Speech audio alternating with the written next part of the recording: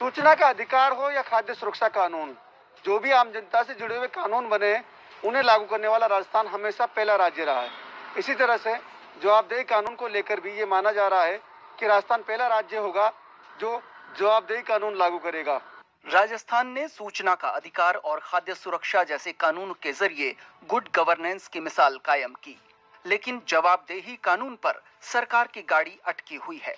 कांग्रेस के घोषणा पत्र से लेकर बजट घोषणा और फिर कमेटी बनने तक इस कानून के लिए कवायद तो खूब की गई, लेकिन कानून लागू नहीं किया जा सका। मुख्यमंत्री अशोक गहलोत की मंशा भी है कि जवाबदेही कानून को लागू करे। इसके लिए सरकार बनने के साथ ही कमेटी बनाई गई और कमेटी की मीटिंग दर मीटिंग भी हुई। इतना ही नहीं, कमेटी ने जवाबदेही कानून का ड्राफ्ट भी तैयार कर लिया है, लेकिन पिछले 1.25 साल से ड्राफ्ट तैयार होने के बाद भी इसे कानूनी अमली जामा से पिछले नहीं पहनाया जा सका, क्योंकि नौकरशाह नहीं चाहते कि ये कानून लागू हो। सवाल ये कि आखिर किसे बचाने के लिए इस कानून को ठंडे बस्ते में डाला जा रहा है।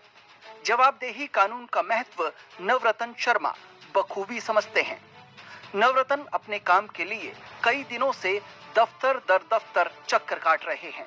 हाथों में कागजात का जत्था लिए घूमने वाले नवरतन को नहीं पता कि उनकी फाइल आखिर अटक कहां रही है। अगर जवाबदेही कानून होता तो उन्हें पता होता कि उनका काम हो रहा है या नहीं हो रहा तो इसकी वजह क्या है। हमारे जैसे जो काफी लोग परेशान हैं, कोई लोग टोंक से आते हैं, कोई बीकानेर से आते हैं, कोई कहां से आते हैं और सिर्फ आकर के वापस अपने पैर तोड़ के चले जाते हैं। उनको सिर्फ और सिर्फ आश्वासन मिलता है, बाकी काम नहीं मिलता है अधिकारियों द्वारा। अधिकारियों द्वारा जब शिकायत लेके पहुंची जाती है तो एक शिकायत दूसरे बाबू के पास चली जाती है, बाबू से किसी दूसरे बाबू के पास चली जाती है और वो यूं ही घूमती रहती है और काम नहीं होता है। लेश मात्र भी काम नहीं है, जवाबदेही किसी की नहीं है। वो करेगा और ये फाइलें घूमती रहती है। ये कहानी सिर्फ नवरतन की नहीं है।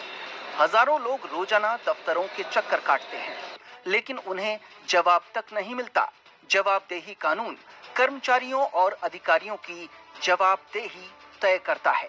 हालांकि इस कानून को लाने का विचार मुख्यमंत्री अशोक गहलोत का ही था, लेकिन 2.5 साल में सरकार इसे अमली जामा नहीं पहना सकी। सामाजिक कार्यकर्ता निखिल डे कहते हैं कि नौकरशाही ने इस बिल को रोक रखा है। कहीं ना कहीं किसी न किसी रूप में हमें तो सुनने में आ रहा है कि अफसरशाही नौकरशाही लोग रोक रहे हैं, लेकिन हमारा मानना है कि ये तो एक राजनीतिक कमिटमेंट है, सरकार का कमिटमेंट था, मैनिफेस्टो में था, फिर बजट में अनाउंसमेंट हुआ, फिर कमेटी बनी, कमेटी में मैं भी मेंबर था। कमेटी ने सर्वसम्मति से अपना रिपोर्ट भी दे दिया, राम लुबाया साहब वाली कमेटी। अब उसके बाद भी पारित नहीं हो रहा है और इस समय कोरोना जैसे टाइम में जवाब किससे मांगो।